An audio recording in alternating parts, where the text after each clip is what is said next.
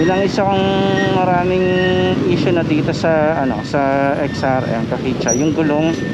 Nakailang palit na ako ng interior dito, hindi ko alam kung bakit. Parang laging, siguro gawa ng mga pinupuntahan natin, no, nape-penetrate yung gulong, di ba? Nakita nyo sa video nung yung una ko pa lang na long ride with this sa St. Ambrose, yung puntahan St. Ambrose, di ba? Pumasok yung napakahabang tornilyo. And then nung last Saturday, Kapicha, nabutasan na naman ako ng gulong. Warat na naman yung ano ko, yung interior ko. At ang pumasok naman pako, ang haba rin, dedos na pako.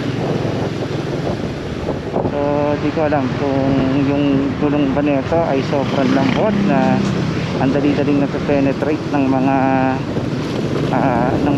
ganyan, mga pointed na bagay.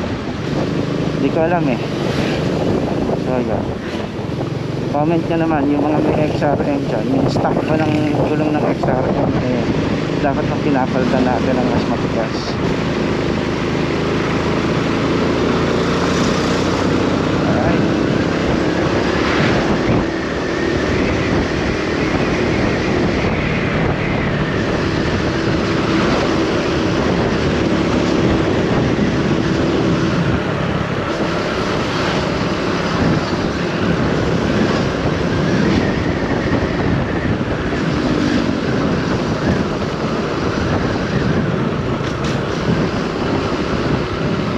Parang mas matatag yung ano ko rito, yung ano, siguro papalitan ko gulong nito mas mataba, kasi parang hindi ko na-feel sa kanya yung stability na gusto ko.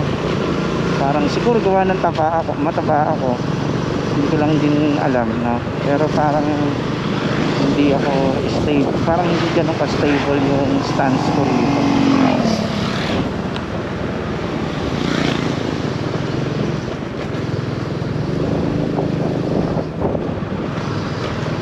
Alright.